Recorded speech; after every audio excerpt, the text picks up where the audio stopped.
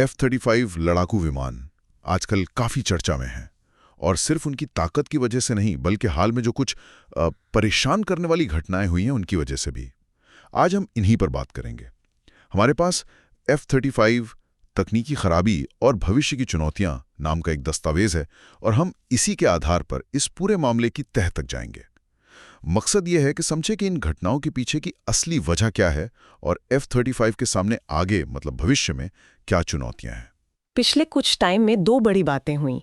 एक तो ब्रिटेन का F-35 विमान था, वो तकनीकी दिक्कतों की वजह से कई हफ्तों तक भारत में ही रुका रहा, और फिर एक और ब्रिटिश F-35 को जापान में इमरजेंसी लैंडिंग करनी पड़ी। हाँ, और ये कोई मामूली विमान नहीं थे, ये F-35B वेरिएंट थे, वो वर्टिकल टेक ऑफ और लैंडिंग वाले सबसे महंगे और जटिल मॉडलों में से एक। कीमत भी तो करीब $110 मिलियन है इनकी। तो सवाल उठना तो लाजमी है। बिल्कुल, पहला सवाल तो यही आता है दिमाग में कि क्या ये दिक्कतें सिर्फ ब्रिटेन के विमानों में ही आ रही हैं या मामला कुछ ज्यादा गहरा है। क्योंकि अमेरिका के F-35 के क्रैश होने की खबरें भी तो सुनी हमने। कहीं ऐसा तो नहीं है कि विमान के मतलब मूल डिजाइन में ही कोई बड़ी खामी हो जिस पर अब ध्यान जा रहा है। हाँ, ये सवाल बहुत वाजिब है और जो जानकारी सामने आ रही है वो काफी दिलचस्प है। देखिए, ऐसा लगता है कि समस्या विमान के एरोडायनामिक्स या उसके ढांचे के डिजाइन में शायद उतनी नहीं है जितनी कि उसके एक बहुत जरूरी सॉफ्टवेयर अपग्रेड में है। इसे TR3 कहा जा रहा है, technology refresh 3। TR3, technology refresh 3। अच्छा, तो ये एक सॉफ्टवेयर अपग्रेड है। जी, लेकिन एक सॉफ्टवेयर अपग्रेड वो विमान की उड़ान में इतनी बड़ी दिक्कतें कैसे पैदा कर सकता है? जैसे आपने कहा, संतुलन बिगड़ना या पायलट को लगे कि ईंधन प्रणाली में गड़बड़ी है। ये कैसे? देखिए, TR3 कोई छोटा मोटा अपडेट नहीं है।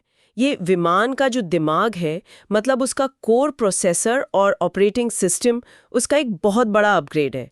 इसे डिजाइन किया गया है ताकि वो ज्यादा डेटा को और तेजी से प्रोसेस कर सके। अब हो ये रहा है कि ये नया सॉफ्टवेयर विमान के जो फ्लाइट कंट्रोल सिस्टम है और हजारों सेंसर से जो लगातार डेटा आ रहा है, उनके बीच सही तालमेल बिठाने में थोड़ी मुश्किल महसूस कर रहा है। जब सॉफ्टवेयर इनपुट को ठीक से प्रोसेस नहीं कर पाता या कभी-कभी गलत कमांड भेज देता है, तो पायलट को कंफ्यूजन हो सकता है, भ्रामक सिग्नल मिल सकते हैं, जैसे कि विमान स्टेबल नहीं है या फ्यूल सिस्टम में इशू है, जबकि असल में शायद ना हो। और हाँ, ये F-35B वेरिएंट में ज्यादा देखने को मिल रहा है। अच्छा, बी वेरिएंट में क्यों? क्योंकि उसमें वो वर्टिकल टेक ऑफ और लैंडिंग VTOL की क्षमता है ना, उसके लिए कंट्रोल सिस्टम कहीं ज्यादा कॉम्प्लेक्स होते हैं, बहुत बारीक कंट्रोल चाहिए होता है जी। तो ये TR3 सॉफ्टवेयर उन जटिल सिस्टम्स के साथ अभी पूरी तरह से कह सकते हैं स्टेबल नहीं हो पाया है, तालमेल में गड़बड़ हो रही है। समझ गया। तो मतलब जड़ सॉफ्टवेयर में है, लेकिन फिर सवाल वही, अगर सॉफ्टवेयर में दिक्कत है तो इसे ठीक क्यों नहीं किया जा रहा? सॉफ्टवेयर अपडेट तो आजकल आम बात है, इसमें इतनी देरी क्यों लग रही है? हाँ, यहीं पर मामला थोड़ा और पेचीदा हो जाता है। इसे बनाने वाली कंपनी है लॉकहीड मार्टिन।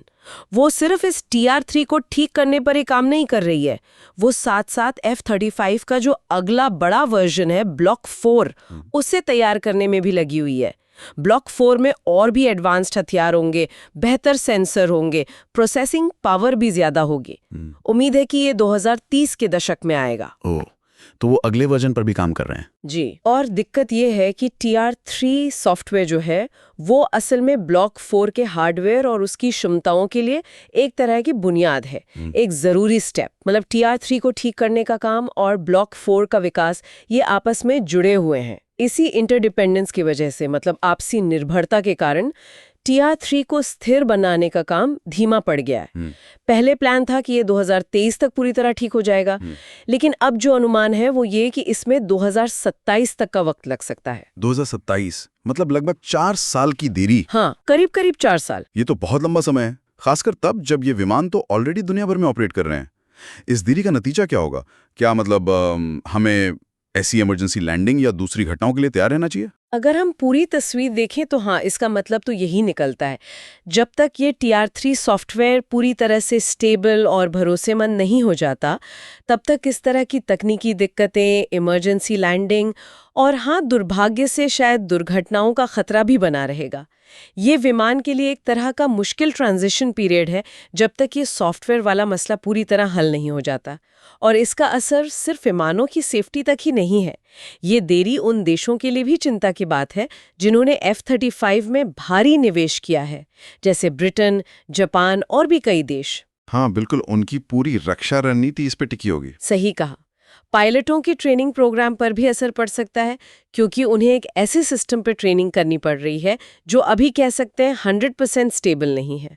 और फिर बेड़े की जो ऑपरेशनल तैनाती है, जो रणनीतिक योजनाएं हैं, उनमें भी इस अनिश्चितता के कारण शायद कुछ बदलाव करने पड़े। तो कुल मिलाकर निचोड़ यह है कि F-35 की जो ये हालिया दिक्कतें हैं वो विमान के बेसिक डिजाइन में नहीं बल्कि एक कॉम्प्लेक्स सॉफ्टवेयर अपग्रेड TR-3 से जुड़ी हैं। और इस सॉफ्टवेयर को ठीक करने में देरी इसलिए हो रही है क्योंकि ये भविष्य के ब्लॉक 4 अपग्रेड से जुड़ा हुआ है।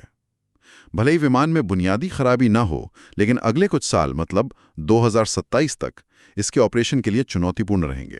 बिल्कुल, स्थिति यही है। और ये एक अहम सवाल भी खड़ा करती है, सोचने पर मजबूर करती है कि जब तक TR-3 सॉफ्टवेयर पूरी तरह मैच्योर नहीं हो जाता और ब्लॉक 4 की क्षमताएं पूरी तरह इंटीग्रेट नहीं हो जाती, तब तक ये जो तकनीकी चुनौतियां हैं और विकास में जो देरी हो रही है, इसका अंतर्राष्ट्रीय सहयोगियों के भरोसे पर, पायलटों की ट्रेनिंग की क्वालिटी पर और F-35 बेड़े की जो ग्लोबल स्ट्रैटेजिक तैनाती है, उसकी प्रभावशीलता पर लंबे समय में क्या असर पड़ेगा। ये एक ऐसा पहलू है जिस पर आने वाले वक्त में जरूर गौर करना होगा।